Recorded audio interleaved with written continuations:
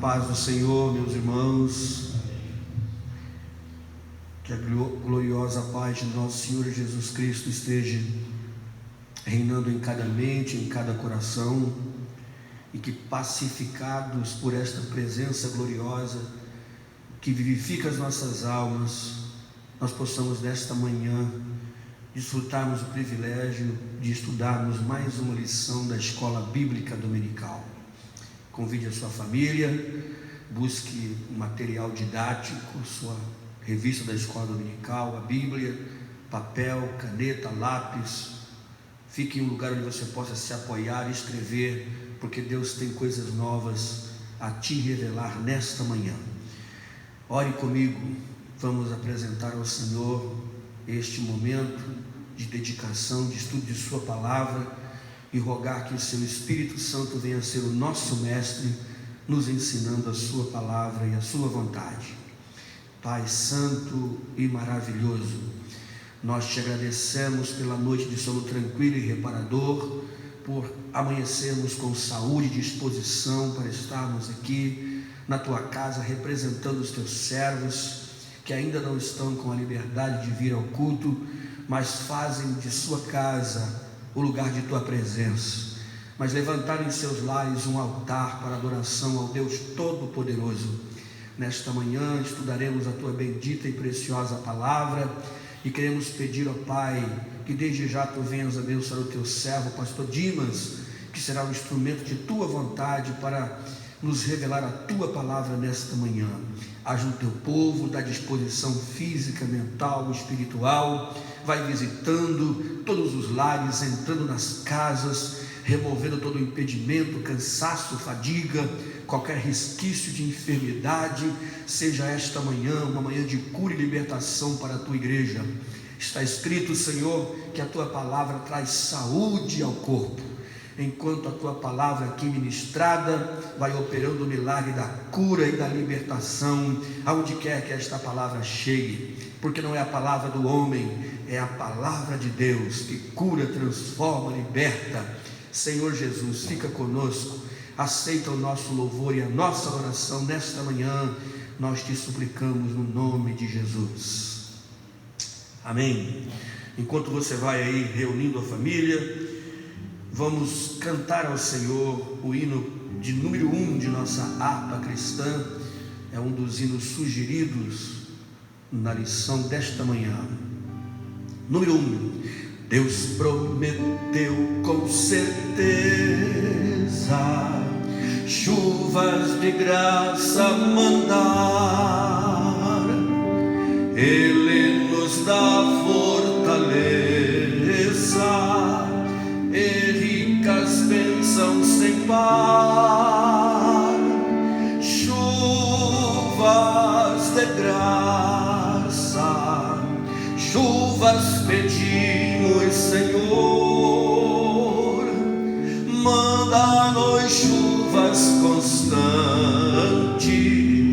chuvas do Consolador. Cristo nos tem concedido o Santo Consolador, de plena paz nos enchido para o reinado de amor. Chuvas de graça, chuvas pedimos, Senhor, manda-nos chuvas constantes, chuvas do Consolador. Dai-nos, Senhor, amplamente teu grande gozo e poder, fonte de amor permanente, põe dentro de nosso ser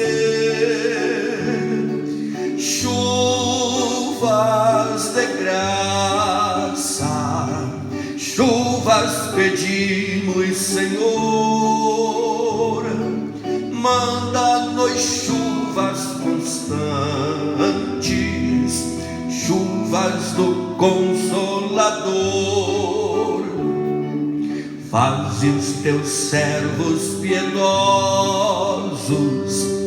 dai-lhes virtude e valor, dando os teus dons preciosos do santo preceptor. Chuvas de graça, chuvas pedimos, Senhor. Manda-nos chuvas constantes, chuvas do Consolador. Faze os teus servos piedosos, dai-lhes virtude e valor, dando os teus dons preciosos do santo preceptor. Chuvas de graça, chuvas pedimos, Senhor. Manda-nos chuvas constantes, chuvas do Consolador.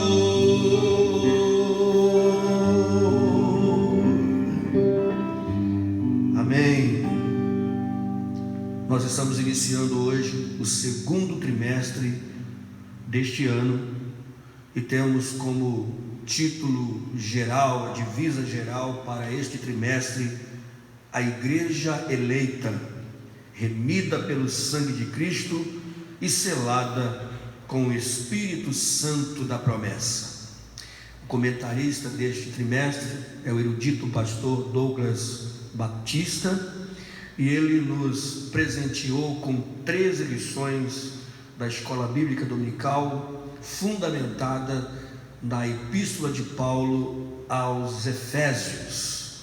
A primeira lição nesta manhã tem como título Carta aos Efésios, saudação aos destinatários. O textual assim nos diz: a vós graça e paz da parte de Deus nosso Pai e do Senhor Jesus Cristo. A leitura bíblica em classe, se porventura você estiver sem a revista da Escola Dominical, encontra-se na carta aos Efésios, no capítulo 1, versículos 1 e 2, e no livro dos Atos dos Apóstolos, capítulo 19, versículos de 1 a 7. Efésios capítulo 1, versículo 1. Paulo, apóstolo de Jesus Cristo, pela vontade de Deus, aos santos que estão em Éfeso e fiéis em Cristo Jesus. A paz a vós, graça e paz da parte de Deus nosso Pai e do Senhor Jesus Cristo. Atos 19, 1. E sucedeu que, enquanto Apolo estava em Corinto, Paulo, tendo passado por todas as regiões superiores, chegou a Éfeso, e achando ali alguns discípulos, disse-lhes: recebestes vós já o Espírito Santo quando crestes? E eles disseram-lhe: nós nem ainda ouvimos que haja Espírito Santo. Perguntou-lhes então: em que sois batizados então? E eles disseram: no batismo de João. Mas Paulo disse: certamente João batizou com o batismo do arrependimento, dizendo ao povo que cresce no que após ele havia de vir, isto é, em Jesus Cristo. E os que ouviram foram batizados em nome do Senhor Jesus. Impondo-lhes Paulo as mãos, veio sobre eles o Espírito Santo, e falavam línguas e profetizavam. Estes eram ao todo uns 11 varões. A verdade prática dessa lição assim nos diz: a Epístola aos Efésios revela o propósito eterno de Deus para a Igreja de Cristo. Oremos mais uma vez, vamos convidar o pastor Dimas, que será o nosso professor dessa manhã. Vamos entregá-lo nas mãos do Senhor, para que ele seja um instrumento da vontade de Deus para falar aos nossos corações. Senhor, temos feito a leitura de Tua Palavra, e agora queremos, uma vez mais, entregar o Teu servo aos Teus cuidados, para que seja ele um instrumento de Tua vontade para falar aos nossos corações e mentes. Usa-o, Pai, que ele seja fonte de Deus para a nossa vida. Ajuda o Teu servo, que o Espírito Santo possa lembrá-lo de tudo aquilo que ele preparou e recebeu do Senhor para ensinar o Teu povo nesta manhã. Fala conosco, uma vez mais te pedimos, no nome de Jesus. Amém.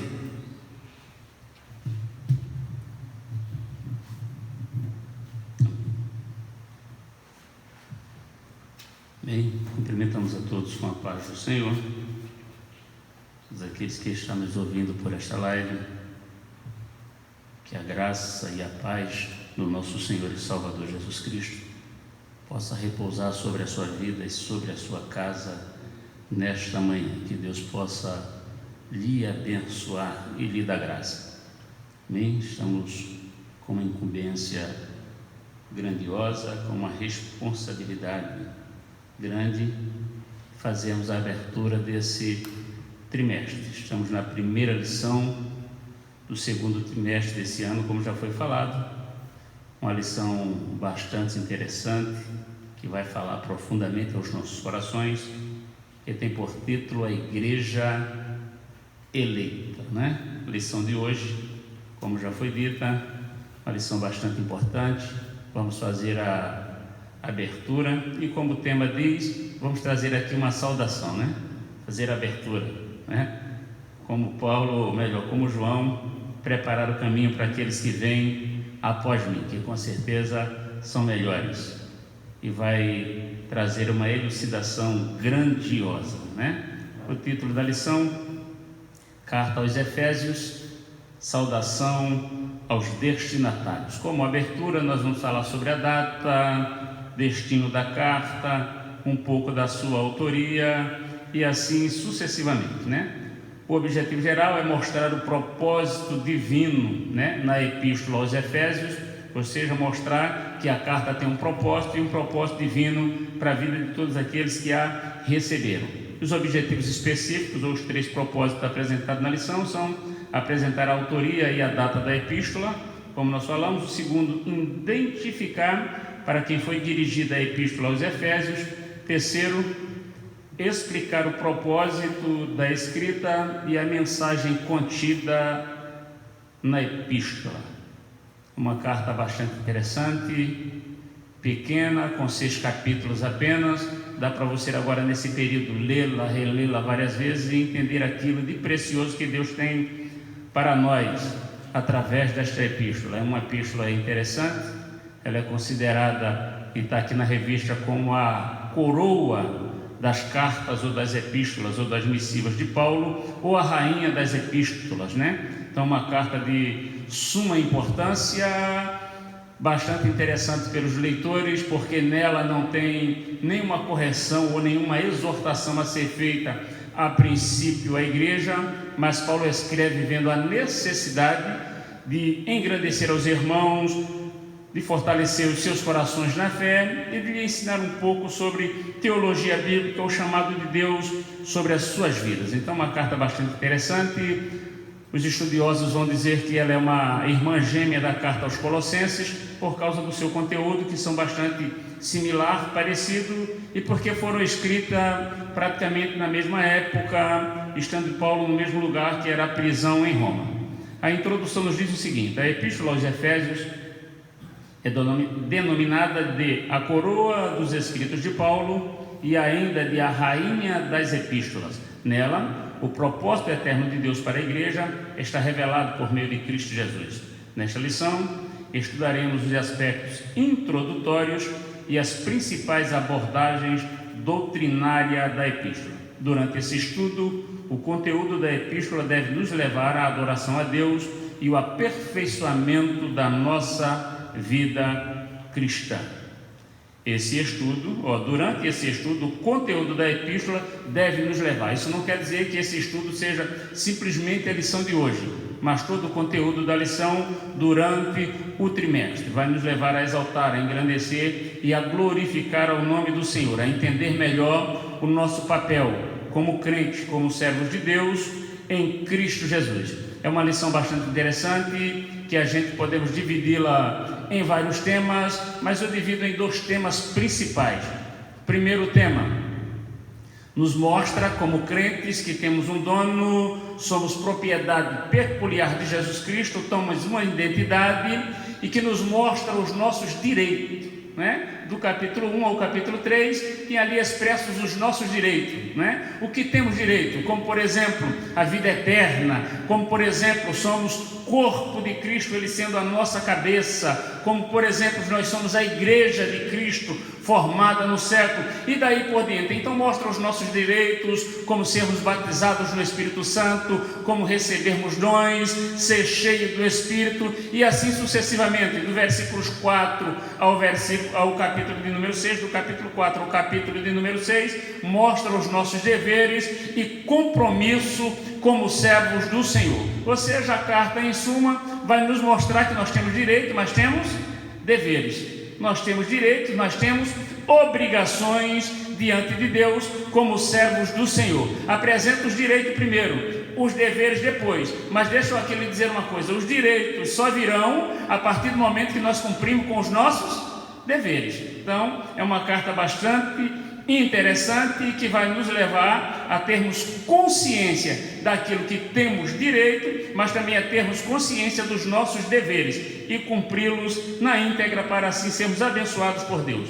Primeiro, o tópico diz a autoria e data. A autoria, conforme o costume da época, o autor inicia a carta declarando sua identidade, ou seja, no capítulo de número 1 e no versículo de número 1, a parte A, ele se identifica Paulo, apóstolo de Jesus. E é assim em todas as suas cartas que ele escreveu. São 21 cartas, se não me foge a memória, sendo 13 delas de autoria do apóstolo Paulo, e em todas elas ele se identifica como Paulo, o apóstolo de Jesus Cristo. Ele faz questão de enfatizar que ele foi chamado por Cristo e não pelo homem, por Deus e não por vontade humana. O livro de Atos menciona que ele se chamava Saulo, nome hebraico, mas que também era conhecido como Paulo.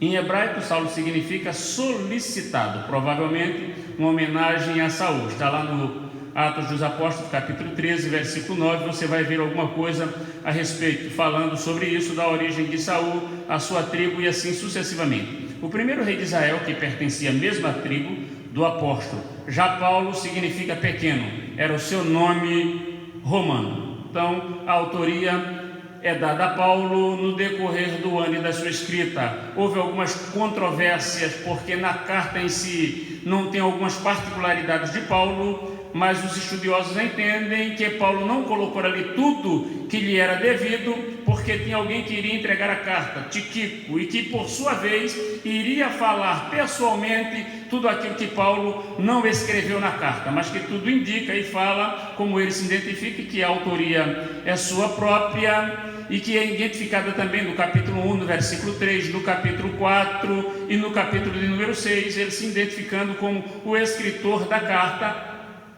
em Cristo Jesus. Na época Paulo estava preso, que também a carta nos diz isso daí, estava preso em Roma, e é de Roma que ele escreve essa carta. A assinatura apostólica, essa é a primeira autoria no primeiro subtópico, e a assinatura apostólica, segundo subtópico do primeiro tópico, que diz assinatura apostólica. Nas 13 cartas da sua autoria, o apóstolo se identifica como Paulo, nunca como Saulo, provavelmente por considerar o nome mais apropriado para evangelizar o mundo da sua época, né? A palavra Saulo significa solicitado, a palavra Paulo significa pequeno, então eu posso entender que ele, por não se achar tão grande e sendo o menor da casa, ele prefere ser conhecido ou ser chamado como Paulo. Isso também me chama a atenção, porque não é uma escolha divina o nome de Paulo, como as pessoas ou alguns pensam, que Deus por sua vez mudou o seu nome, mas é o seu nome em um outro idioma e que ele prefere ser conhecido assim do que pelo seu nome de Saulo. Então existe uma mudança, ele se considera o menor e tudo aquilo que ele sabe como sendo inferior a tudo aquilo que Deus tem para lhe ensinar. Então a gente aprende grandes coisas com a vida deste homem, um homem bastante interessante, que não colocou a sua vida em primeiro lugar, que não colocou a sua capacidade teológica, a sua capacidade de estudo secular, mas ele colocou Deus em primeiro lugar, se submetendo à vontade do Senhor. Quem dera se todos nós fôssemos assim, né? Nos deixássemos ser levados por Deus, não nos achando melhor e nem maior do que ninguém. Então, nas 13 cartas de sua autoria, o apóstolo se identifica como Paulo, nunca como Saulo, provavelmente por considerar o nome mais apropriado, né, para evangelizar o mundo do gentil. E até porque o nome Paulo era um nome de origem romana, então ficaria melhor para ele transitar e circular por onde ele queria evangelizar e fazer o seu trabalho. Outro detalhe relevante é a reivindicação de sua autoridade, que nós já falamos alguma coisa a respeito, de sua autoridade apostólica, com a ressalva pela vontade de Deus, isto é, não escolhido por homens. Aí aqui tem uma solicitação em Gálatas, capítulo 1 e versículo 1, que diz: Paulo, apóstolo de Jesus Cristo, não por vontade humana, mas pela vontade de Deus. E ele faz questão de chamar isso a atenção, de deixar bem claro, ele não quer ser melhor do que ninguém, mas ele também quer ter o seu reconhecimento como homem de Deus, e deixa claro que ele não foi chamado pelo homem, mas que pelo próprio Deus. Por quê? Porque alguns na época, conhecendo a sua história, queriam manchar a imagem de Paulo, trazendo à tona o seu passado e dizendo que ele não fora um dos 12 escolhidos por Jesus Cristo, até porque Paulo não viveu na época de Jesus Cristo, não foi escolhido por Cristo, né? Mas ele viu Cristo ressuscitado no caminho para Damasco. Então ele faz questão de, em suas saudações, trazer isso à tona e lembrar que ele foi escolhido por Deus e não está ali simplesmente por vontade própria e por vanglória, mas Deus fez uma grande obra na sua vida, o chamando para o seu ministério, e ele faz questão de chamar isso a atenção e deixar isso evidenciado e bem claro. Então a sua assinatura é reconhecida por todos aqueles que leem, pelos estudiosos, sem ter mais controvérsias a respeito do assunto, e todos unanimemente reconhecendo que Paulo assinou, que foi chamado por Cristo e que tudo aquilo que ele ensinou é verdade.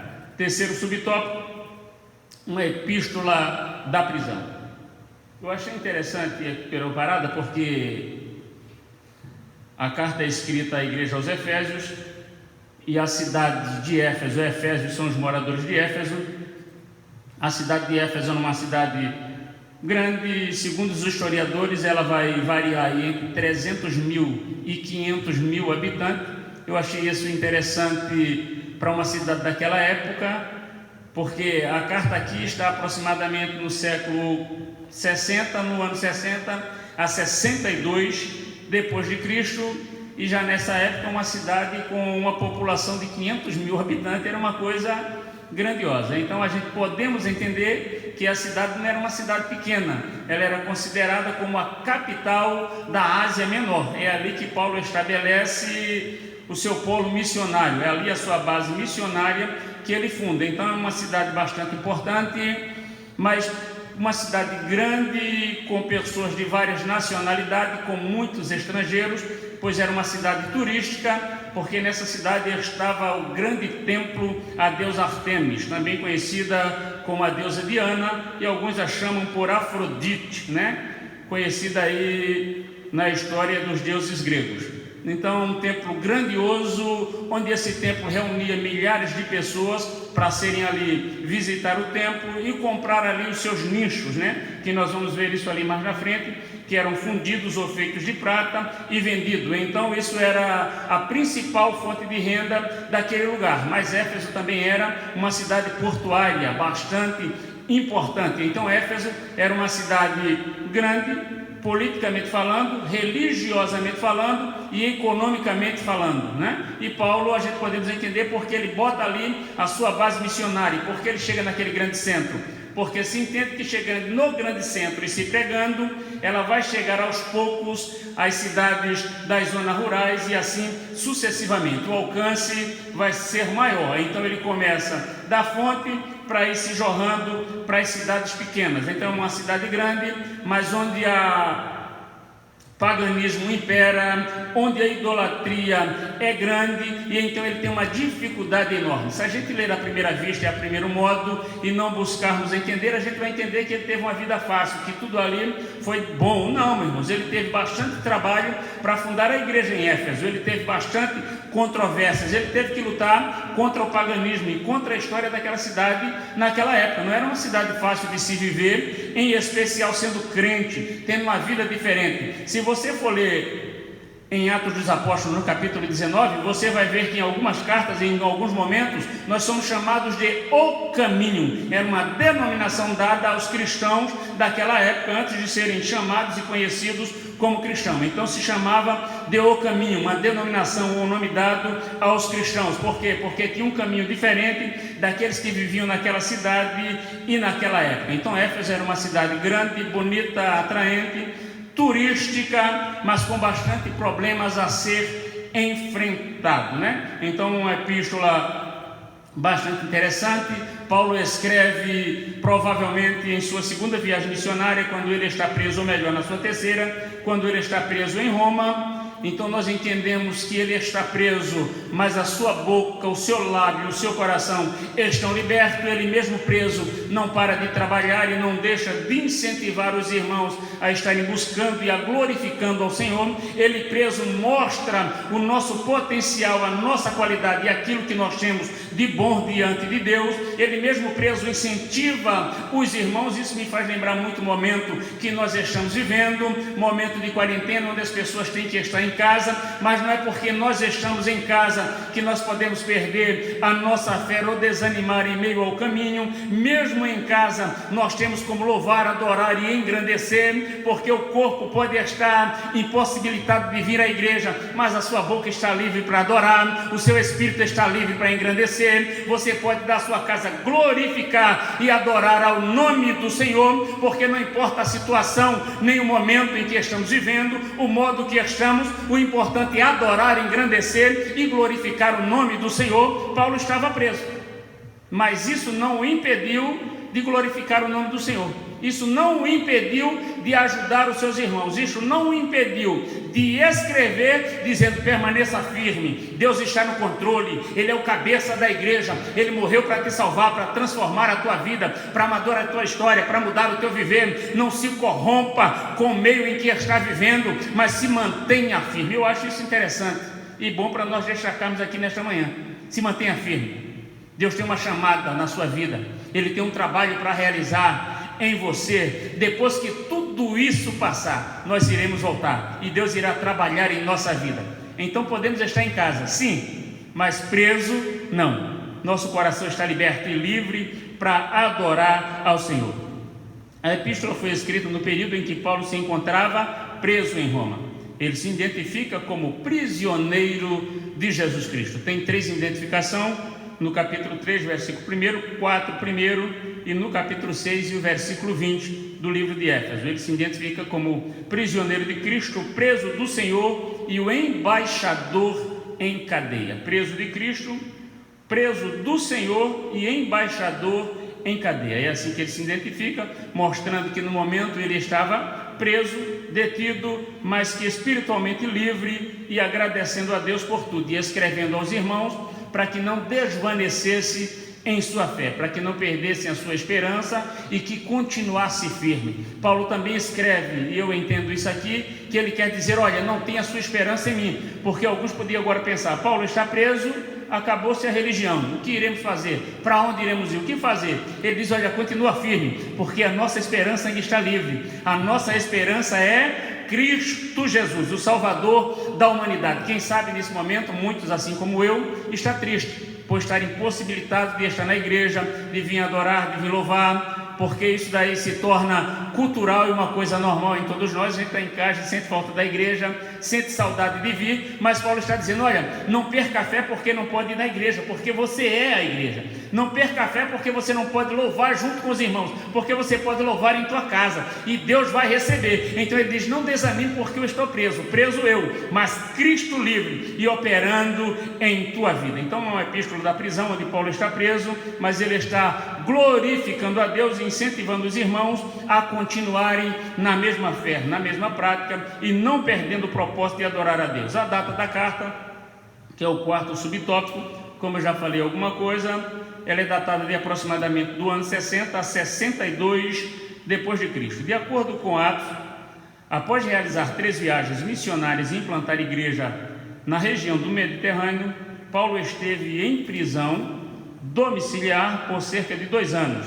Atos 28:30 vai nos mostrar isso daí, entre 60 e 62 aproximadamente. A partir dessa premissa, a data provável da redação da epístola aos Efésios ocorreu por volta de 61 e 62 depois de Cristo, tendo Tíquico como seu portador, ou seja, Tíquico é aquele que foi o responsável de encaminhar a carta ao seu devido destinatário, ao seu endereço certo. É Tíquico que leva a carta à igreja de Éfeso. E essa carta também tem uma outra particularidade que nós podemos ver na saudação e no começo. Por quê? Porque ela não é uma carta endereçada a uma pessoa específica. Ela leva o nome Carta aos Efésios, mas ela não foi unicamente direcionada aos Efésios. Ela não vem dizendo ao irmão tal, saudação a fulano de tal, mas aos irmãos em Cristo, aos salvos em Cristo, aos eleitos em Cristo. Então se entende que é uma carta circular, que ela foi escrita para o engrandecimento e o crescimento do reino de modo geral. Então é uma carta que circulou entre as igrejas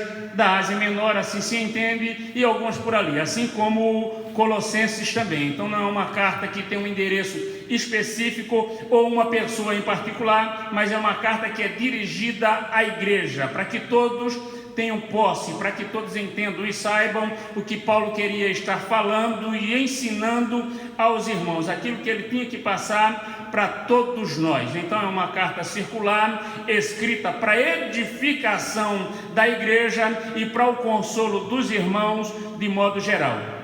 Segundo tópico, destinatários. A cidade de Éfeso, fundada por volta de 1050 a.C., tornou-se num centro político, comercial e religioso da Ásia Menor, atual país da Turquia hoje. Era uma cidade litorânea, cujo porto desaguava no mar Egeu. Sua rua principal era pavimentada em mármore, com colunas trabalhadas em ambos os lados. Então já podemos entender que era uma cidade rica e bem despojada para a sua época. Era considerada uma metrópole, com cerca de 500 mil habitantes. Tinha o maior anfiteatro do mundo, com capacidade para 25 mil espectadores. Então, imagina só que tipo de coisa eles apresentavam ali. Então, uma cidade grandiosa, com um teatro já para o nosso tempo acima do comum, né? Nós vivemos na cidade do Rio de Janeiro, uma cidade grande, com uma quantidade considerável de habitantes, e eu acho que nós não temos um teatro com essa capacidade hoje, né? Então, naquela época, já se tinha um teatro com a capacidade para 25 mil espectadores. Então, grande. Próximo dali ficava o estádio com a pista de corrida, né? De onde temos hoje os Jogos Olímpicos, e a área onde ocorriam as lutas entre os animais selvagens, como também entre homens e animais. Então esse anfiteatro era uma forma de diversão para o povo daquela época. É ali onde se surgem os gladiadores, os lutadores,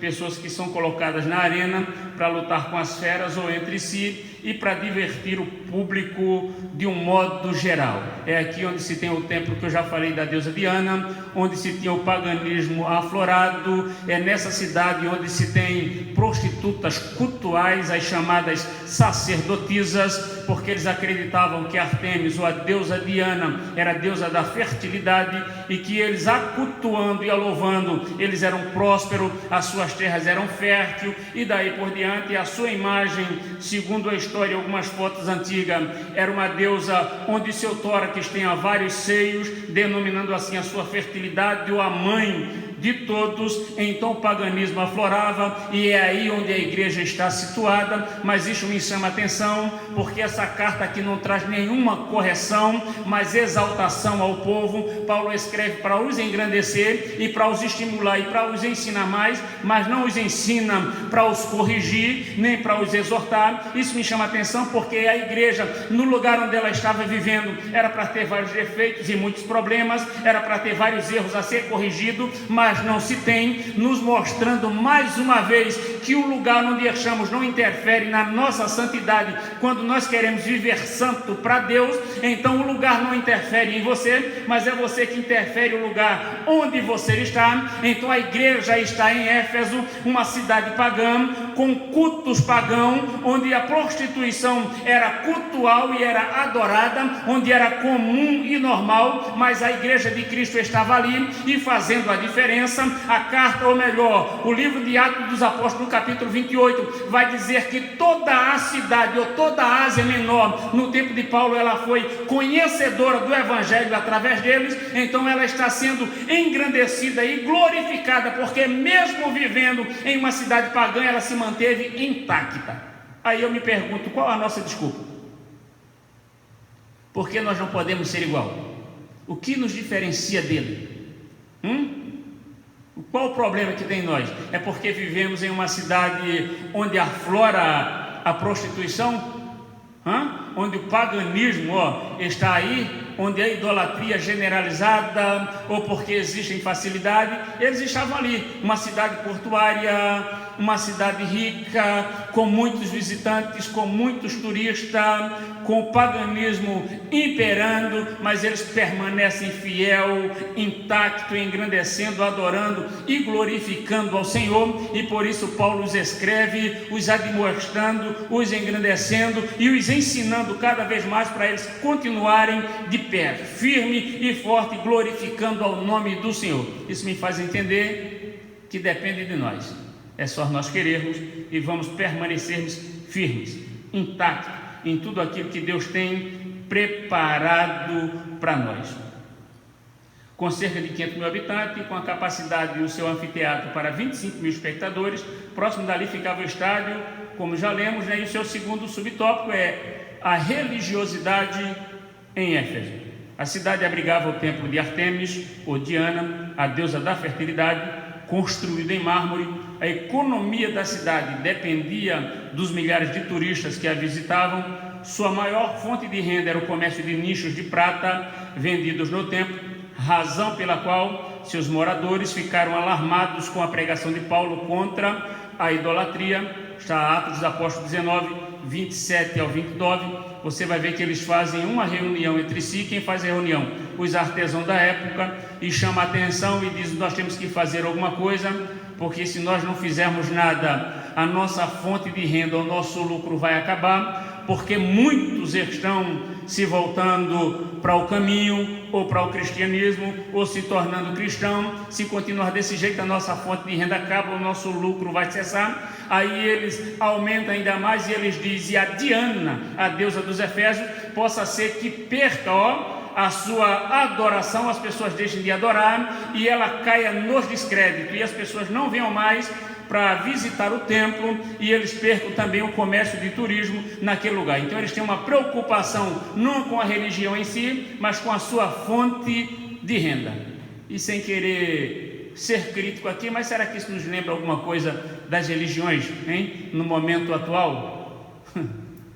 Mas vamos deixar para lá, né? Então a religiosidade operava em Éfeso.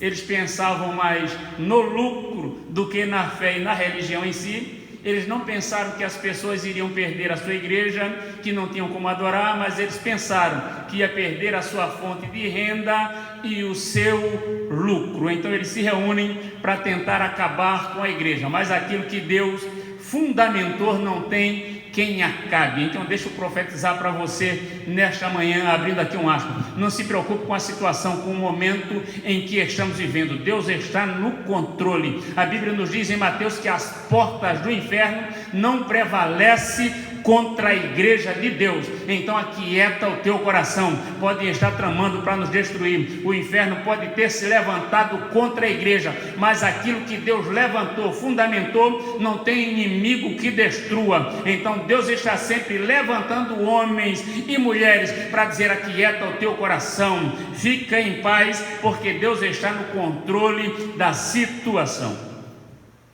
Então a religiosidade, terceiro subtópico, a igreja de Éfeso. Paulo evangelizou a cidade, seus arredores, durante 3 anos.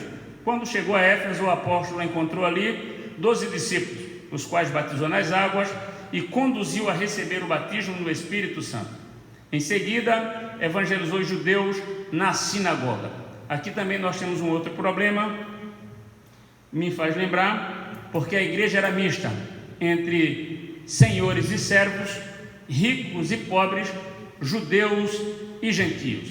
Então uma igreja mista desse jeito e contendo essas pessoas, o que é que iria acontecer? Muitos problemas. Então Paulo escreve a princípio para que eles mantenham a unidade, para que isso não sirva de embaraço e que eles não se percam pelas diferenças, mas que eles se entendam mesmo sendo diferentes, né? Então Paulo escreve para que a unidade seja mantida, porque uma igreja com grande diferença também vai ter grandes problemas. Nós podemos entender isso se nós formos ler a carta de Paulo escrevendo aos Coríntios, no capítulo 11, onde a gente costuma ler na Santa Ceia.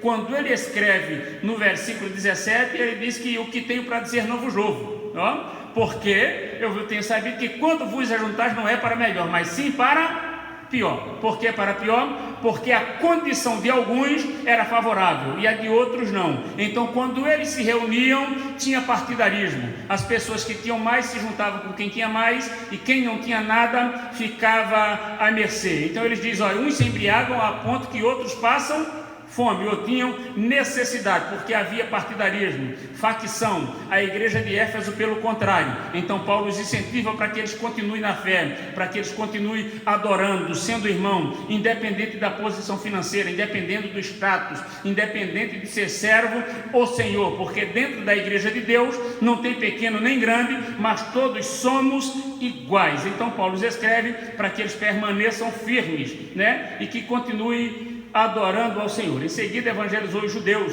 por um espaço de 3 meses, né?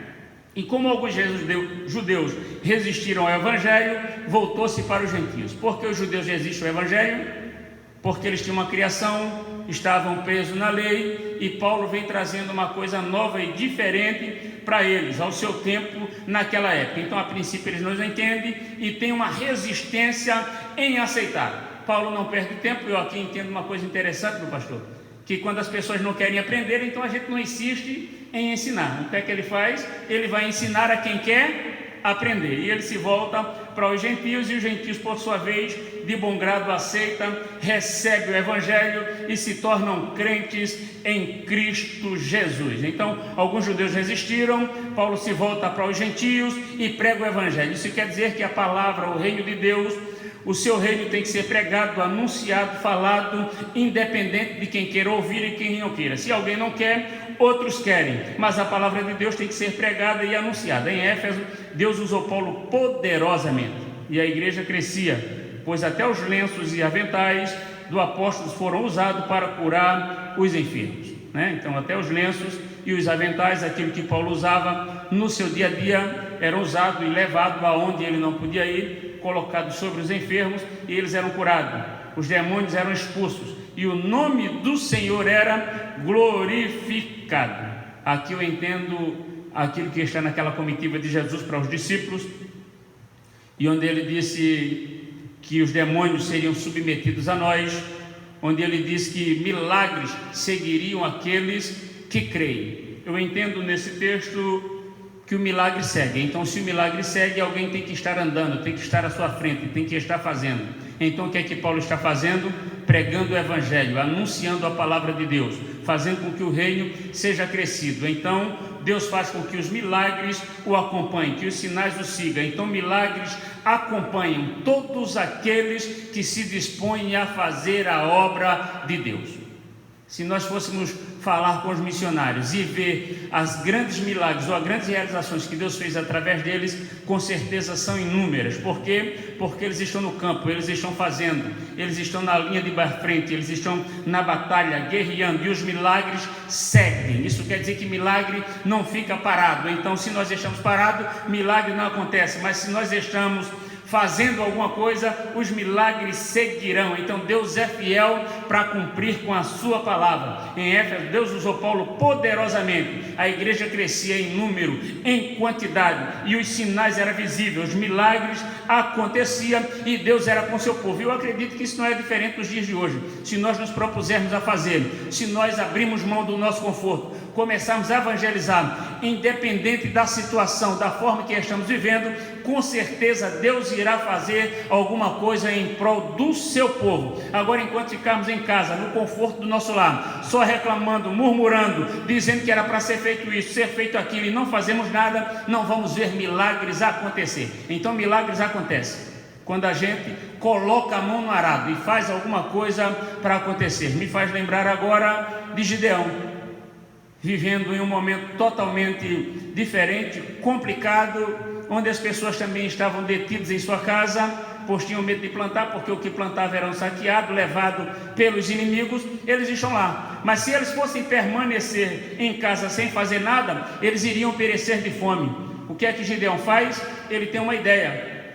E qual é a sua ideia? Ir malhar trigo no lugar, local totalmente diferente daquilo que ele foi fazer, mas ele foi fazer alguma coisa. E você, o que é que está fazendo? Onde era o teu lugar? Estamos em momento de guerra, de luta. Onde é que nós estamos trabalhando? De que forma nós estamos trabalhando? O que nós estamos fazendo? Paulo estava fazendo a sua parte, trabalhando, e a igreja do Senhor estava crescendo em tempos de dificuldade.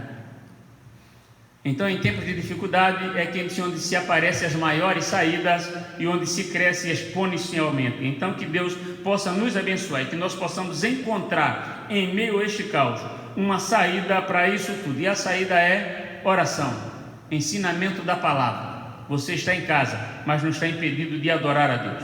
Deus usou Paulo, milagres aconteceram. Grandes líderes da igreja também passaram por Éfeso. Apolo, um deles, ministrou ali e foi instruído por Priscila e por Áquila. Timóteo também foi designado para pastorear na cidade de Éfeso. E segundo Irineu, bispo grego do primeiro século, o apóstolo João também liderou a igreja. Então Irineu diz que o apóstolo João também foi um dos líderes daquela igreja e que passou por ali. Então nós podemos também entender, lembrando de João, que foram escritas 2 cartas a Éfeso. Apóstolo Paulo escrevendo, e uma das cartas que está lá em certa igreja da Ásia Menor, escrita é Éfeso. Então nós entendemos que é uma igreja grandiosa e poderosa. Eu estava pensando sobre isso em casa, onde Paulo a princípio aqui não tem nenhuma reclamação a ser feita, nada que manche ou macule a imagem, mas já João escrevendo, inspirado por Jesus Cristo, a certa igreja da Ásia, ele diz: eu sei que tu és forte, que pusestes à prova aqueles que dizem que são, mas que não são. Mas tenho contra ti que perdestes o primeiro amor. Capítulo 2 do Apocalipse, versículo 1 ao 7, Está lá uma das cartas escritas às 7 igrejas da Ásia, e está lá a carta aos Efésios, onde ali agora é encontrado. Então nós podemos entender que com o decorrer do tempo, com o passar do tempo, o que é que acontece? A igreja foi esfriando, perdendo o seu amor. Isso é interessante, irmãos? Interessante. Nos leva a pensar sobre isso. Eles continuaram de pé, era uma igreja firme, imbatível, uma igreja com palavra, com teologia, com ensinamento, mas porém tinham perdido o... E se não for alguém espiritual para ver e verificar isso, ele ia passar desapercebido, porque olhando para ela, humanamente falando, quem ia perceber essa diferença? Porque como é que a gente percebe que alguém perdeu o amor? Se ele está ensinando o amor, pregando o amor, reconhecendo aqueles que dizem que são, mas que não são. E eu fiquei pensando sobre isso e pedindo uma resposta de Deus e aguardando para que Ele me esclareça mais. Porque se nós olhássemos com o olhar humano, não iria perceber, porque ela era uma igreja atuante, uma igreja combatente, uma igreja firme, uma igreja que estava edificada na palavra, firmada no Senhor, mas que lá em Apocalipse vai dizer: tenho contra ti que perdestes o primeiro amor. E nós temos que ter cuidado com isso, meus irmãos, para que com o decorrer do tempo a gente não vivermos no automático, fazer simplesmente por fazer, mas não fazer por amor, com desejo de coração. Por que será que nós estamos tão saudosos da igreja? Simplesmente porque não temos um outro lugar para ir? É um caso a se pensar. E eu fiquei pensando sobre isso. Eu sou muito chato às vezes, minha família que o diga, porque nós temos uma coisa interessante: quando nós podíamos vir à igreja, nem todos vinham, né? Porque qualquer coisa era motivo da gente ir para as festas, passear no shopping, e a igreja ficava em segundo plano. E a igreja, como nós não temos oportunidade de vir para a igreja, mas também não tem para o shopping, mas também não tem para a praia. Eu estava vendo um vídeo interessante no status, o presbítero Samuel, eu acho que postou lá, onde alguém está em Copacabana e mostrando a praia totalmente deserta, não tem ninguém, as ruas estão abandonadas, ou seja, as pessoas não têm lugar nenhum para ir, então automaticamente vão sentir saudade de algum lugar. Por que será a nossa saudade está tão grande? Será que realmente sentimos falta de Cristo, da comunhão com os irmãos, ou sentimos falta de termos um lugar para ir? A igreja esfriou o amor, pelo menos a igreja de Éfeso. Aí é Cristo que inspira João e diz: eu tenho contra ela que perdeu o primeiro amor. Volta aonde caíste e busca. Então, por que essa nossa sede de vir para a igreja? Porque quem tem desejo de adorar a Deus, ele não sente falta apenas da igreja, mas de adorar, de engrandecer, de glorificar. E esse desejo pode ser sanado dentro da minha casa, dentro do meu lar, aonde eu estiver. Porque, como disse a mulher samaritana a Jesus à beira do poço, Jesus diz para ela: os verdadeiros adoradores não adorarão lá nem aqui, mas em espírito e em verdade. O que provoca essa sede em nós? Essa saudade da igreja. Deus usou Paulo poderosamente, a igreja cresceu até os lenços e aventais. Grandes líderes passaram por ali.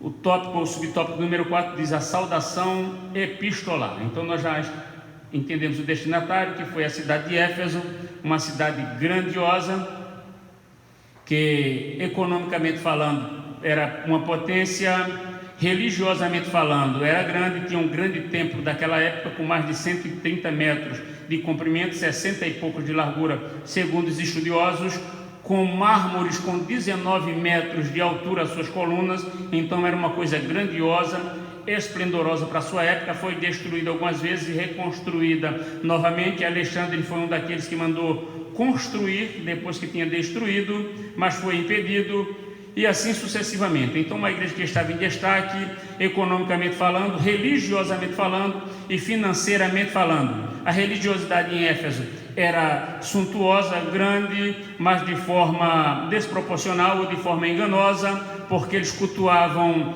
a prostituição como forma normal. O gnosticismo também era atuante naquela cidade. Então a diferença era grande, por isso que Paulo os escreve, os admoestando, os ensinando teologia, para que eles possam crescer, identificar e não se misturar com isso. E eles aprendem grandemente. Porque eles aprendem? Isso é demonstrado também na carta do Apocalipse. Eles aprendem porque eles conseguem identificar os falsos em meio aos verdadeiros. Porque identificar falsos, primeiro nós temos que conhecer o que é verdadeiro, porque quem não conhece o que é verdadeiro não sabe identificar aquilo que é falso. Isso é necessário, porque tem que saber fazer a diferenciação entre um e outros. Então eles aprenderam, conseguiram diferenciar. Então uma igreja que aprendeu, que estava disposta a aprender e estava sempre aprendendo. A saudação epistolar. A saudação é a mais breve dentre todos os escritos de Paulo. Ele se dirige aos santos e fiéis em Cristo Jesus, isto é, aqueles que foram separados e consagrados para ser a propriedade exclusiva de Deus. Paulo os cumprimenta com as palavras graça e paz. uma expressão que lembra o favor gratuito e imerecido de Deus quanto aos destinatários. Então é uma saudação breve, onde Paulo se identifica com graça e paz, os cumprimenta, uma expressão que lembra o favor gratuito, porque graça quer dizer favor imerecido de Deus para conosco, e quanto aos destinatários, a maioria dos intérpretes considera que a epístola era uma carta circular, como eu já acabei de falar, destinada aos cristãos de maioria gentílica das muitas igrejas da Ásia, proveniente de Éfeso, a metrópole mais importante daquela região. Então começa-se de Éfeso e se espalha pelas igrejas que estão ali à sua redondeza e circulando naquele tempo. Então Paulo escolhe uma igreja. Ele era um estrategista como missionário, um homem com uma visão grandiosa, com propósitos magníficos e que levou a cabo tudo aquilo que ele tinha para fazer. Por quê? Porque ele se dispôs a fazer e estava sempre disposto a aprender, e disposto à vontade de Deus. Propósito e mensagem. Qual propósito? Nós vimos aqui a autoria, a data em que ela foi escrita, destino, agora o propósito e a mensagem. Por que ela foi escrita e qual a sua mensagem? Aparentemente, a epístola não aborda nenhum problema específico, né? Como eu já tinha dito, ele não vem aqui para corrigir nenhum erro e nem está identificando nenhum problema na igreja, como em outras cartas dele, por exemplo. Porém, nos capítulos iniciais da carta, percebemos alguma ênfase que sinalizam a solução de certas questões, como por exemplo, havia novos convertidos que vinham do mundo helênico, ou seja, pessoas que se converteram, mas que tinham aprendido alguma coisa do grego, e trazia consigo aquela carga de coisas que tinham aprendido lá fora, trazendo para a igreja. Nós vamos identificar aqui os 7 filhos de Seva, um dos sacerdotes do templo, né? Que a história vai dizer que eles querem expulsar os demônios em nome de Paulo, e o Espírito diz: eu conheço Jesus Cristo, Paulo sei quem é, mas vocês quem são? Então um dos espíritos pega aqueles homens, dá uma surra neles, e eles são envergonhados, porque eles queriam usar artes mágicas, eram pessoas místicas, eram pessoas que tinham ainda algumas práticas mundanas, pessoas que foram aprender o grego e daí por diante, estudavam a cultura daquela época. Esses eram alguma coisa dos helênicos. Aparentemente a epístola não aborda nenhum problema específico, né? Como em outras, mas Paulo nos faz mostrar essas coisas iniciais. Ali tem pessoas novas convertidas que vieram da bebedeira, que vieram da prostituição e que tinham que deixar as suas práticas. É por isso que Paulo, do 1 a 3, ele escreve dizendo: Cristo é a cabeça, vocês são o corpo, Cristo morreu para vos salvar, para vos redimir, para dar vida eterna, sois selado pelo Espírito Santo. Mas a partir do capítulo 4, ele diz: agora vocês têm que viver uma nova vida, tem que dar exemplo. Aquele que furtava, não furte mais; aquele que bebia, não bebam mais, mas vivam uma nova vida em Cristo Jesus. Então um propósito claro da lição ou da epístola de Paulo aos Efésios é mostrar para aqueles irmãos que Deus tem grandes coisas para realizar em sua vida, que Jesus morreu para os salvar, para os redimir, que é a cabeça, eles o corpo, mas que eles têm que fazer a sua parte, porque eles agora são nova criatura em Cristo Jesus. O passado já passou, as coisas velhas acabaram, agora tudo está se fazendo novo, e eles tinham que viver em novidade de vida. Que vinham do mundo helênico, que praticavam religiões de mistérios e magia, mas que agora se reunia com os santos de Éfeso. Não por acaso o apóstolo Paulo mostra àqueles crentes que Cristo está no controle do universo inteiro. Está no capítulo 1 de Efésios, do versículo 20 ao 22. Também é possível perceber outro tipo de ênfase do apóstolo. O passado daqueles cristãos era marcado pela imoralidade, pois eles viviam adorando a deusa Diana ou Artemis naquele templo, onde a prostituição era liberada e considerada sagrada. Era marcado pela imoralidade, bebedeira. Mais uma vez salvos pela graça, eles deveriam adotar um novo estilo de vida em Cristo. E aqui eu paro para fazer mais uma coisa, porque eu acho que nós não estamos vivendo tempos tão diferentes hoje em dia, onde as pessoas dizem por aí que Deus só quer o coração. Então cada um quer viver a sua maneira e o seu modo, vivendo da forma que bem entende, que bem pensa, sem se parar para pensar aquilo que Deus requer, né? Mas a minha oração é como a oração do filho pródigo, para que Deus abra os seus olhos para que possam ver, para que caiam em si enquanto ainda é tempo, eu acho que esse momento que estamos vivendo é momento de reflexão, momento de pensarmos a nossa santidade, a nossa cristandade, a nossa religiosidade, tudo aquilo que nos leva a ser cristão, porque nós temos que entender que quem vive para Cristo tem que viver de forma diferente da forma que Ele pede. É isto que Paulo está dizendo na sua carta aos irmãos de Éfeso: vocês vieram de lá, mas agora a questão aqui tem que ser diferente. Então quem está em Cristo tem que apresentar alguma mudança, e essa mudança é em todas as áreas e aspectos da nossa vida, pois a Bíblia diz que nós temos que amar a Deus de todo o coração, com todo o corpo e com toda a nossa alma. Então todo o nosso ser é entregue para Deus e tem que adorar a Deus em todos os sentidos e de todas as formas, porque Deus não quer apenas coração, mas o corpo todo de modo geral. Então também é possível perceber que o apóstolo passado daqueles cristãos era marcado por coisas feias, por erros, mas que eles mudaram e agora eles tinham uma nova vida. Paulo os ensina e eles aprendem de forma grandiosa. Destaque-se ainda a preocupação com a unidade e a paz entre os judeus e gentios cristãos. Por quê? Porque os judeus, por se acharem melhores e mais santos, não queriam ter comunhão com os gentios, achavam que os gentios eram inferiores. Isso também eu posso dizer que é uma característica das igrejas nos dias atuais, porque às vezes nós queremos fazer diferenciação, se achando que é mais santo, onde tem pessoas que simplesmente porque vai para um monte, acha que é melhor do que aqueles que não foi, ou porque fulano veste a roupa tal, ou modelo tal, acha que é melhor do que aquele que não vestiu. Então deixa eu dizer uma vez por todas, está na hora de nós nos juntarmos e nos unirmos e deixarmos as questões de lado e adorarmos a Deus em espírito e em verdade. Era isso que Paulo estava ensinando para a igreja de Éfeso. Tinha diferença? Sim, mas em meio à diferença tinha que se ter unidade. Então se nós nos juntarmos, se orarmos, se buscarmos a Deus, Deus vai mudar a nossa história, a história da nossa nação, a história da nossa igreja. Então Paulo prega a unidade em meio a pessoas diferentes. Ele estava dizendo para o rico: coma junto com o pobre. Ele estava dizendo para o bonito: fique junto do feio. Ele estava dizendo para o servo: fique junto do seu senhor. Para o seu senhor, comungue junto com o seu servo, porque é na unidade da igreja que nós crescemos e que temos força. Na divisão a gente só perde. Então Paulo pede a unidade da igreja.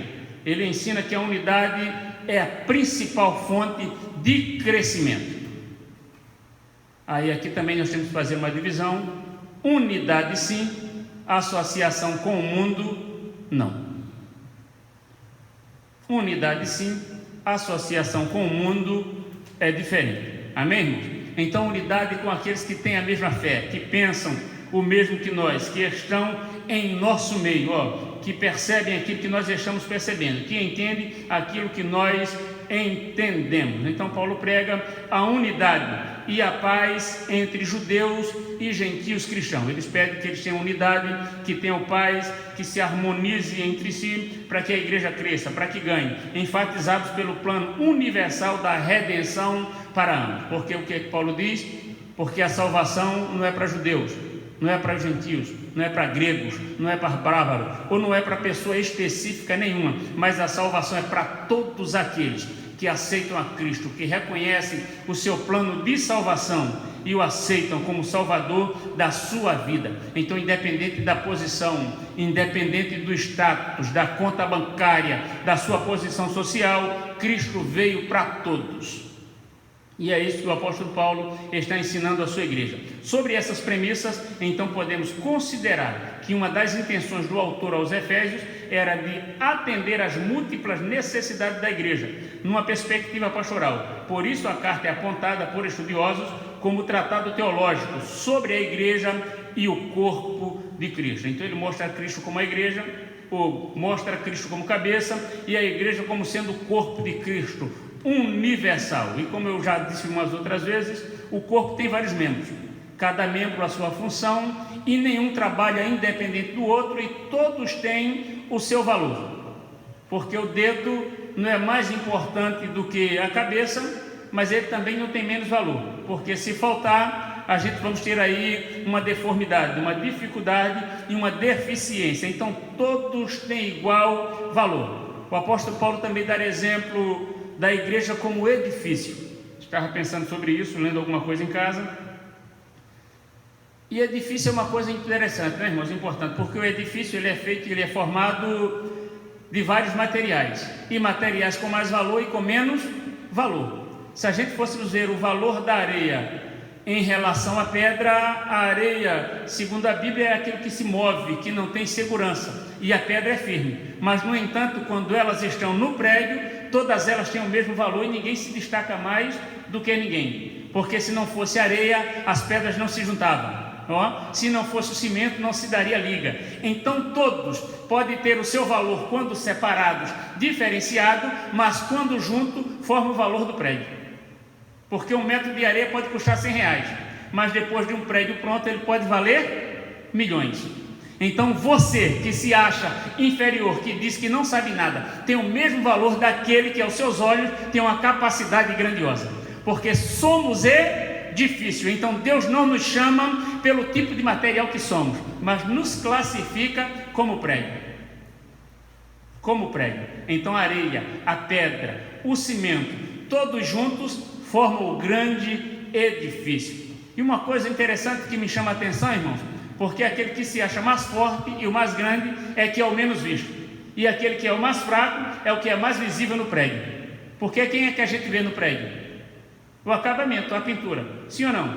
É o que chega por último, é o que não tem valor nenhum em segurança para a sua estrutura, mas é o que se destaca. E aquele que se acha que é o mais forte, o mais poderoso e o mais importante, é o menos visto, porque ele vai estar na funda.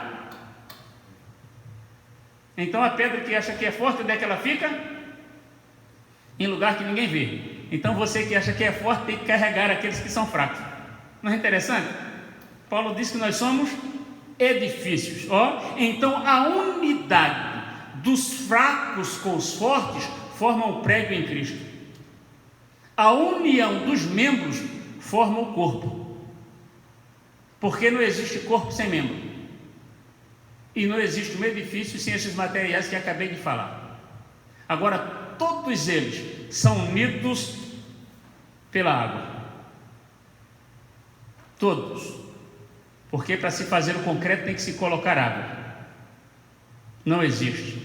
A palavra, o Espírito é que nos embasa, que nos dá fundamento e que faz a gente se entender. Às vezes eu fico pensando em casa que se não fosse o Espírito Santo dentro da igreja, como não seria, né? Porque problemas temos, mas em quantidade de pessoas que se reúnem é mínimo. Porque o que é que acontece? O Espírito que faz nos entendermos uns aos outros e vivermos esta paz e esta calmaria. Se não fosse o Espírito, o que seria da igreja? Porque temos pessoas de vários tipos, com vários gostos, com várias personalidades, mas todos juntos em um só propósito. E é Cristo que faz isso, porque nós estamos entendendo que somos corpo, que somos edifício e que a nossa união é que vai nos dar o valor que merecemos.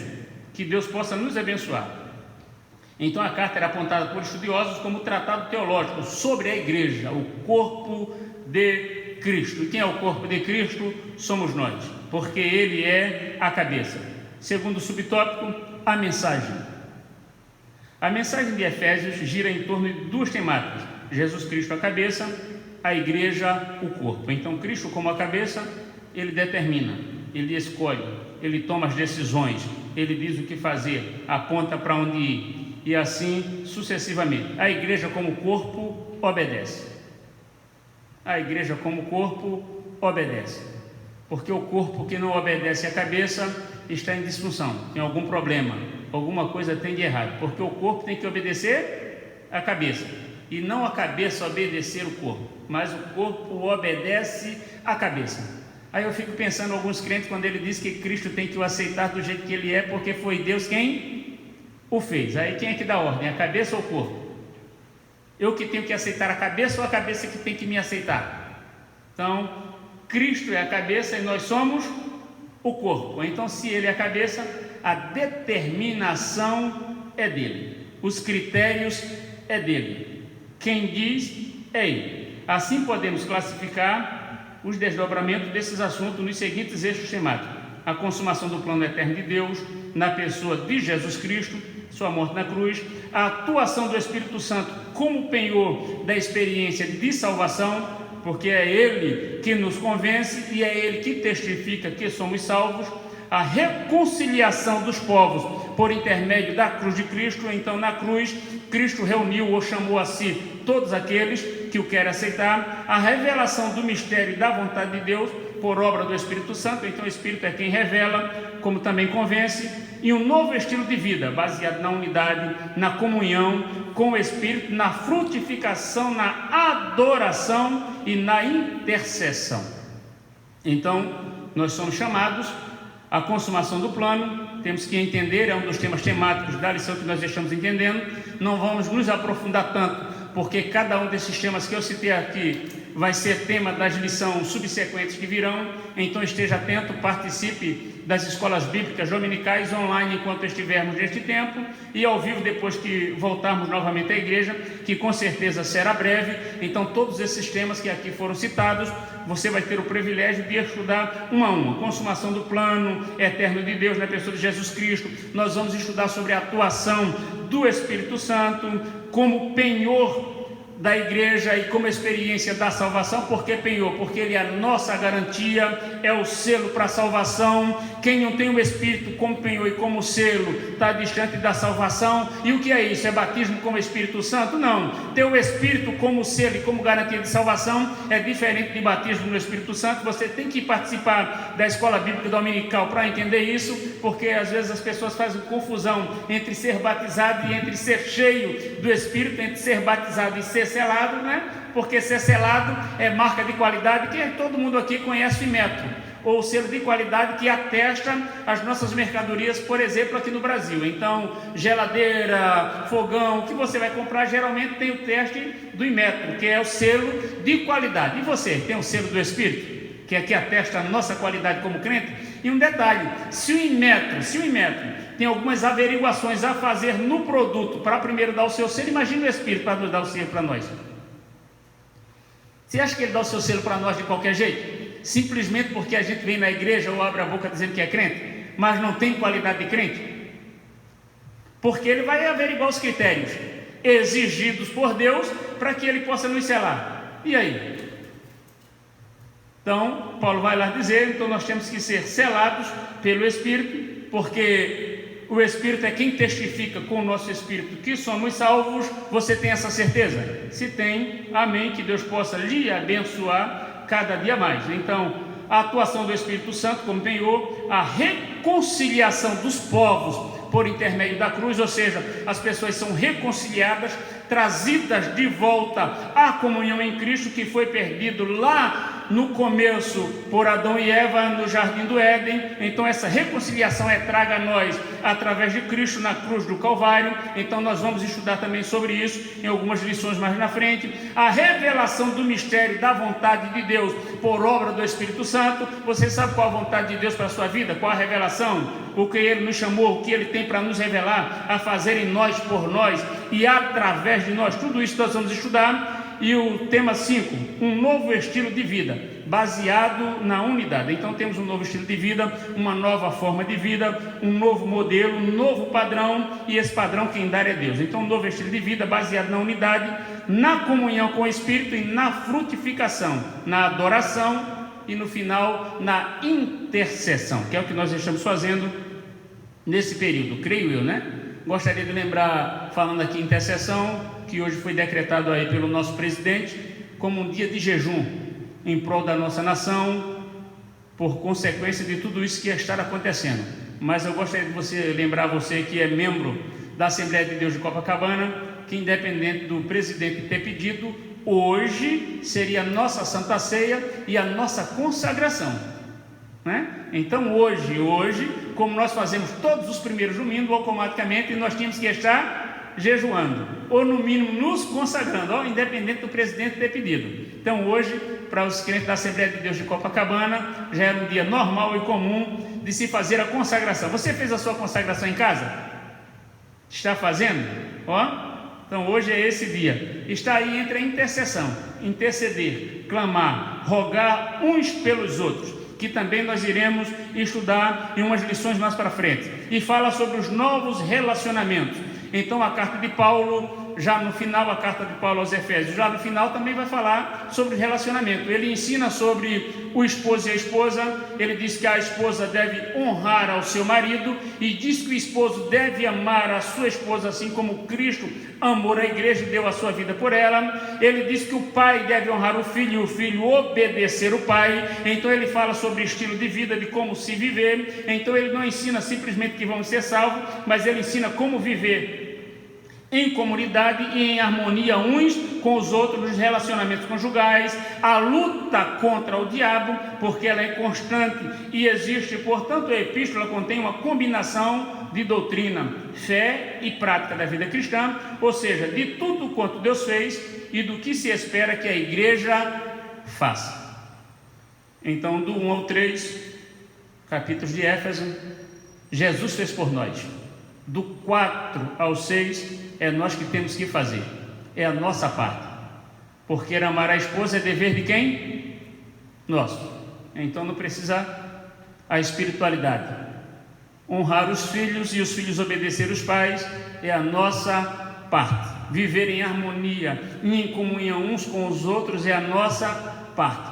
E essa harmonia e essa comunhão tem que ser com todos, independente da fé que ele pratica. Não é porque a pessoa deixa de ser crente ou porque não é crente que ela se torna minha inimiga. Pelo contrário, ela continua sendo minha amiga, né? Ou seja, ele ensina como se viver em comunidade, como se ter comum acordo entre todos. Que Deus em Cristo possa lhe abençoar, que você possa entender que essa é uma carta grandiosa, que nessa lição desse trimestre nós vamos aprender grandes coisas. A igreja eleita, redimida pelo sangue de Cristo e selada com o Espírito Santo da promessa. Vamos ter estudos grandiosos.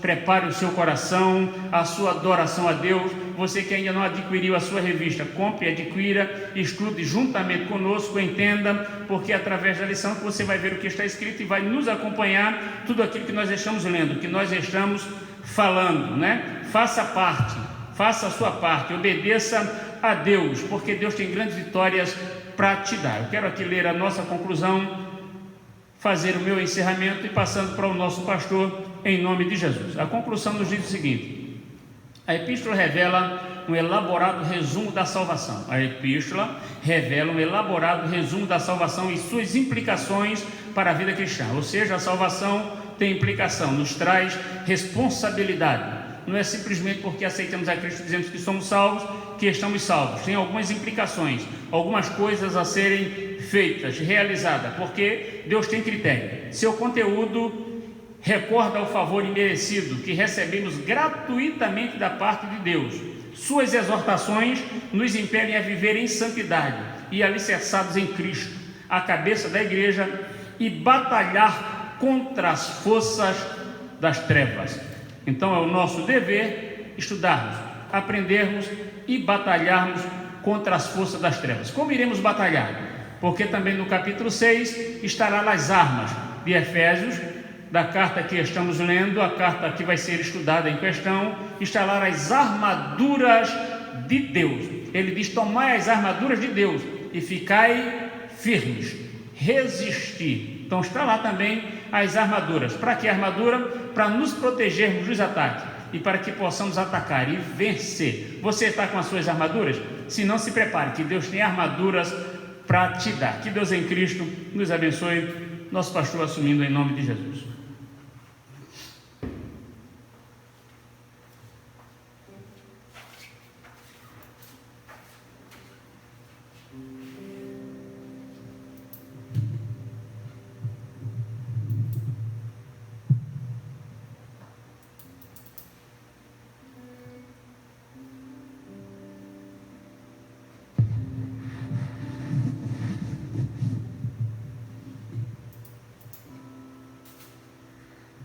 Glória a Deus.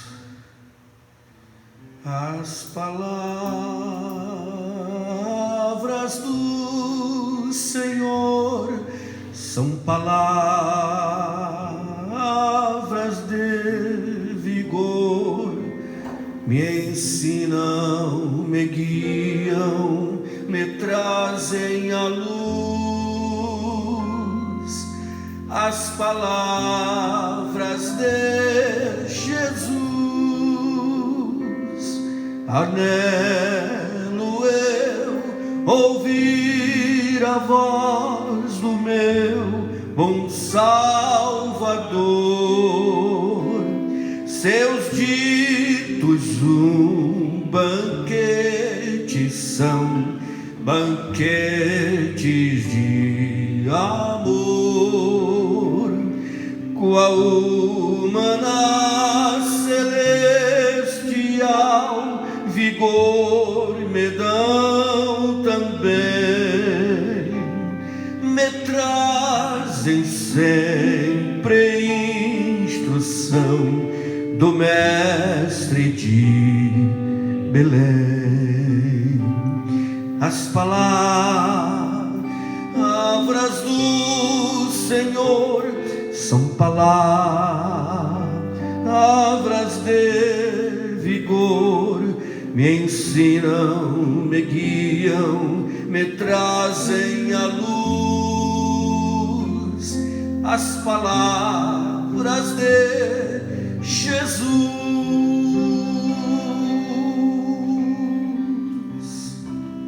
Graças a Deus. Deus abençoe nosso pastor Dimas. Tivemos uma introdução ao estudo da carta aos Efésios, e na progressão desse estudo, nas próximas 12 lições que ainda nos restam, será grande o progresso do conhecimento da vontade de Deus para a nossa vida, do propósito de Deus para a família, do papel dos servos, do papel dos senhores, da chamada a uma vida de comunhão, na excelência da vida cristã. Continue, prossiga, esteja atento, leia a lição, como foi dito pelo professor, leia e releia a carta aos Efésios. Você terá uma grande oportunidade, especialmente agora que você está com esse tempo forçado, de ocupar melhor o seu tempo com as coisas espirituais. Próximo domingo daremos continuidade na segunda lição, e nós vamos prosseguir crescendo no conhecimento e na graça de nosso Senhor e Salvador Jesus Cristo. Eu quero orar com você antes de encerrarmos a nossa lição, já apresentando o propósito que está estabelecido para o nosso país. Aqueles que ainda têm saúde e condição irão com o sacrifício até o meio-dia, mas como nós estamos encerrando esta parte aqui agora, eu já quero orar com você, para que juntos também já comecemos a apresentar diante do Senhor o propósito para o qual a igreja foi convocada nesta manhã. Orem comigo. Senhor Jesus, nós queremos, no encerramento deste primeiro momento, do encontro do primeiro trimestre da Escola Bíblica Dominical, apresentar ao Senhor o propósito para o qual a nossa nação foi convocada.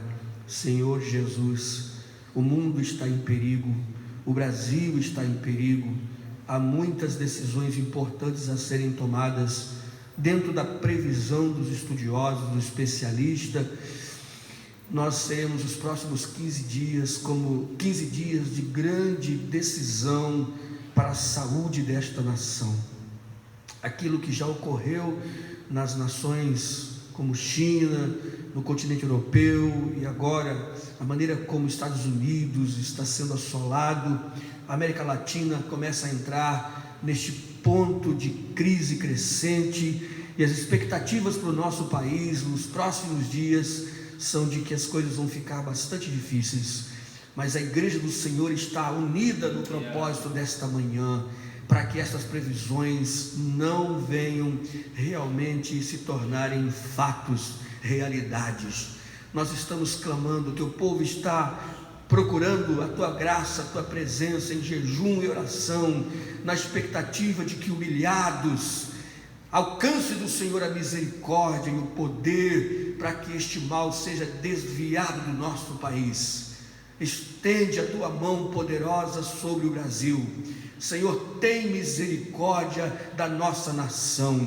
Repreende, Jesus, repreende este mal, decreta a falência, a derrota deste vírus, que não haja aqui o impacto e o poder desta enfermidade, como já assolou as nações por onde passou. Em nome de Jesus de Nazaré, ouve a súplica, ouve a oração do teu povo. Guarda, Senhor, aqueles que são mais vulneráveis, os nossos idosos, nossas crianças, aqueles que estão em processo de quimioterapia ou por qualquer motivo estejam passando por um momento agora de imunidade baixa. Em nome de Jesus, cerca a tua igreja, cerca o teu povo, cobre-nos com o teu sangue e nos dá vitória, em nome de Jesus de Nazaré. Poderoso Deus, que a súplica, que a oração, que o sacrifício do teu povo seja recebido e aceito como incenso suave às tuas narinas, e que a tua misericórdia e o teu poder derramado sobre a vida da tua igreja e sobre esta nação venha afugentar todo o mal. Poderoso Deus e Pai, sê conosco, dai-nos a tua bênção, seja para nós o grande e poderoso Jeová Rafá, o Senhor que nos cura. Abençoa o presidente da nossa nação. Uma vez mais te pedimos, dá a ele serenidade, paz de espírito, dá-lhe discernimento nas ações, nas escolhas, nas palavras, para que não haja, Senhor, mais inflamação das discussões e das demandas colocadas diante das muitas decisões a serem tomadas. Os poderes constituídos deste país, que haja unidade. Eu entrego também, Senhor, os comandantes, os generais que estão à frente das forças armadas do nosso país. Aquieta-os, acalma-os, Senhor Jesus, que haja paz em nossa nação, que haja sabedoria e discernimento, que o Senhor dos exércitos, o Deus Todo-Poderoso que comanda as hostes celestiais e as hostes humanas, esteja como Senhor na vida destes homens, para dar-lhes a direção das decisões a serem tomadas. Ó Senhor Jesus, seja sobre nós a tua bênção e responde-nos segundo a tua misericórdia. Nós te pedimos em teu nome, agora e sempre. Amém. Que o Senhor Jesus abençoe o seu povo, que a paz de nosso Senhor Jesus Cristo esteja sobre a vida de cada um dos teus filhos. Eu quero, como de praxe, para encerrar a nossa lição nesta manhã, ler com você mais uma vez o título da lição e o nosso texto áureo. O título da lição assim nos diz: Carta aos Efésios, saudação aos destinatários. O texto áureo assim nos diz: a vós, graça e paz, da parte de Deus, nosso Pai, e da do Senhor Jesus Cristo. Que bênção maravilhosa, que profecia maravilhosa, esta palavra que foi dita em primeira mão aos seus receptores, aos irmãos de Éfeso, agora se torna também uma profecia transprofética. Ela é para mim, ela é para você, é para a sua casa, é para a sua vida. A vós, a você que está me ouvindo, graça e paz da parte de Deus, nosso Pai, e da do Senhor Jesus Cristo. Efésios capítulo 1, versículo 2. Logo mais à noite nós estaremos aqui reunidos com uma pequena representação das famílias, porque hoje seria o nosso culto normal, ordinário, dedicado às famílias. Então prepare-se, reúna a sua casa e vamos juntos agradecer ao Senhor pela família que Ele nos deu. Vamos interceder pela família brasileira, que a bênção do Senhor esteja sobre nós. Não nos esqueçamos também de, neste dia de oração e jejum, apresentar não somente o Brasil e os poderes constituídos em nossa nação, mas também os Estados Unidos da América, que têm sofrido muito com os efeitos desta doença. Vamos nos lembrar do continente europeu, que ainda está sofrendo os efeitos desta enfermidade. Apresentemos ao Senhor a nação, o mundo, e oremos para que as lições aprendidas nos coloque mais internamente convertidos uns aos outros e ao Evangelho de nosso Senhor Jesus Cristo. Pai, muito obrigado por esta manhã. Obrigado pela vida do teu servo pastor Dimas, que foi um instrumento de tua vontade para falar aos nossos corações. Senhor Jesus, que a tua palavra tenha alcançado mentes, corações e tenha levado o consolo e a paz que tanto precisamos para este momento. Apresentamos o continente europeu, apresentamos os Estados Unidos da América, apresentamos a América Latina. Senhor, tem misericórdia destas nações. Deus Todo-Poderoso, nós sabemos que o Senhor está se fazendo ouvir e que haja um despertamento, haja um voltar-se para Ti, que haja saco e cinza, que haja humilhação, que os poderosos compreendam que há um Deus poderoso assentado em um alto e sublime trono, que ainda tem o governo em Tuas mãos. Pai Celestial, seja sobre a face da terra a Tua bênção, a Tua misericórdia e a paz de que tanto precisamos. Senhor, fica conosco, abençoa este dia, dá-nos a oportunidade de continuarmos buscando a Tua presença, seja sobre nossa casa, nossa família, seja sobre o nosso país, as bênçãos do nosso Senhor Jesus Cristo. Despede-nos em Tua paz, assim te oramos no precioso nome de Jesus. E que o grande amor de Deus, nosso Pai, a graça de nosso Senhor e Salvador Jesus Cristo, a comunhão e a consolação do Espírito Santo seja com todos, hoje, sempre, todos digam amém. Amém. Que o Senhor a todos abençoe.